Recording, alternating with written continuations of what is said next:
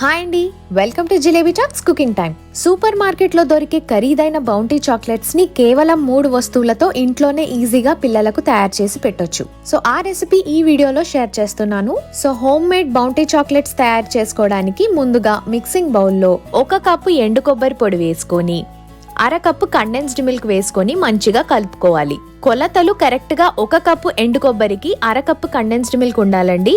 So ఎక్కువ క్వాంటిటీలో చేసుకుంటే కొలతలు తగ్గట్టుగా అడ్జస్ట్ చేసుకోవాల్సి ఉంటుంది. ఎండు కొబ్బరిలోకి కండెన్స్డ్ మిల్క్ మంచిగా కలిసేలా 5 నిమిషాల పాటు కలపాలి. కొద్దిగా బలం పెట్టి కలపాలండి, ఎందుకంటే కండెన్స్డ్ మిల్క్ కలవడానికి కాస్త టైం పడుతుంది. సాఫ్ట్ గా మిక్స్ చేసుకున్న తర్వాత మూత ఉన్న ఒక గ్లాస్ బౌల్లోకి ట్రాన్స్ఫర్ చేసుకొని అన్ని సైడ్లు సమానంగా స్ప్రెడ్ చేయాలి.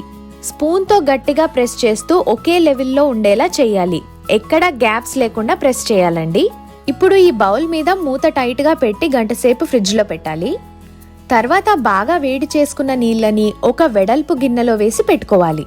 ఈ వేడి నీళ్ళల్లో ఒక బౌల్ పెట్టుకొని 1 కప్పు చాకో చిప్స్ లేదా ఏదైనా చాక్లెట్ బార్ తీసుకోవచ్చు. అది డార్క్ చాక్లెట్, నార్మల్ చాక్లెట్ ఏదైనా పర్వాలేదు. బౌల్లో వేసి 15 నిమిషాలు వదిలేస్తే చాక్లెట్ పూర్తిగా కరిగిపోయి చాలా స్మూత్ గా అవుతుంది. చూడండి, ఇలా లూజ్ గా సిరప్ లా అవుతుంది. ఖచ్చితంగా గుర్తుపెట్టుకోవాల్సిన విషయం ఏంటంటే చాక్లెట్ ని డైరెక్ట్ గా స్టవ్ పైన పెట్టి వేడి చేయకూడదండి. ఇలా డబుల్ బాయిల్ పద్ధతిలోనే చేయాలి.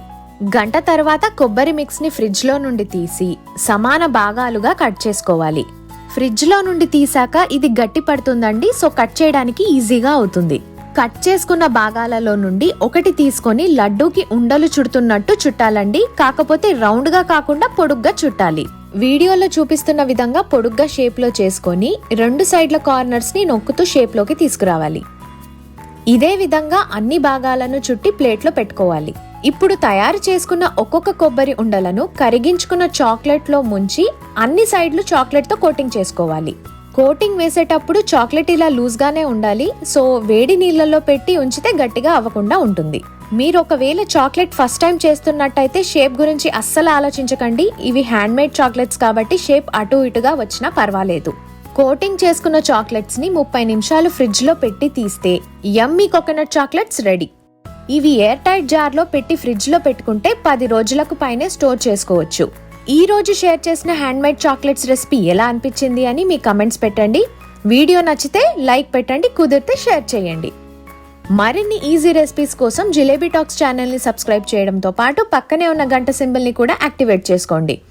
మళ్ళీ ఇంకో రెసిపీతో కలుద్దాం. Thank you so much.